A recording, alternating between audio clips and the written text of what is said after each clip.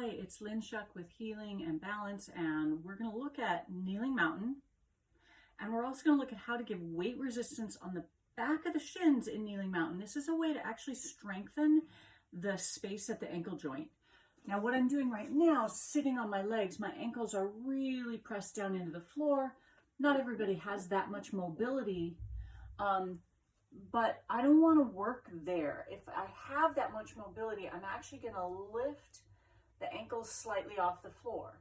Now, some people can't get their ankles down and they're already off the floor. They should not then lift higher.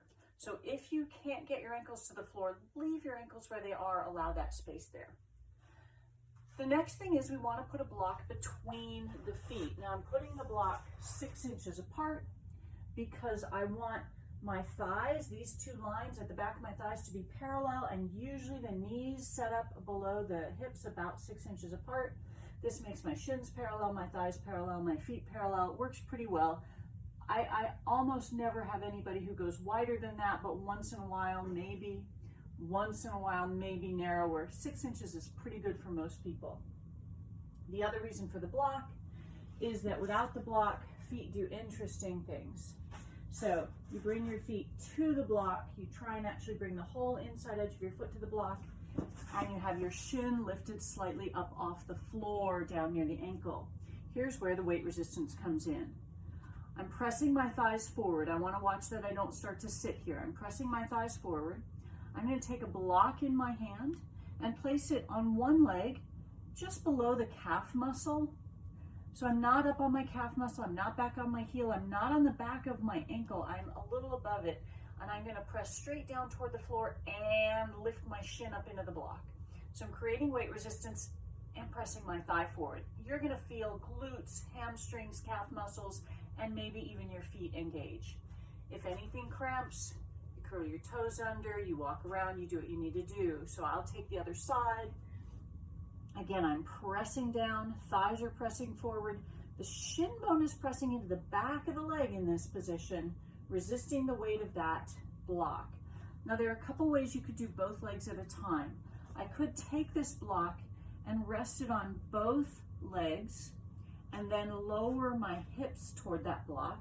And as I do that, I want to squeeze my shins toward my hips, but I'm not putting my full weight. Do you see how my ankles just collapse down?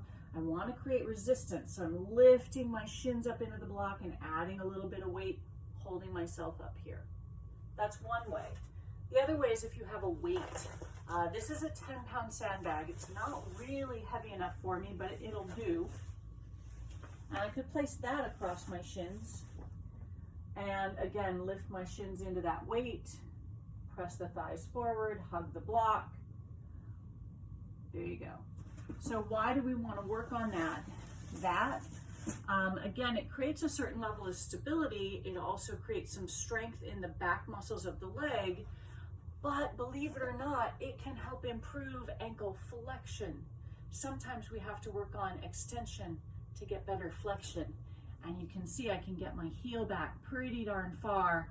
And if you don't know me already, I'm pretty stiff here. So this is really good right now. I don't usually get my foot this far under me. It's usually a little more forward. I'm very tight through the ankle joint. So anyway, play with kneeling mountain with weight resistance on the back of your shins, and then try a pose that requires ankle flexion, like chair, and see if it feels different after doing the work on the back of the legs. Just check it out. And if you're not a yoga person, see if walking downstairs is easier after you've done that. That's what I've got for you.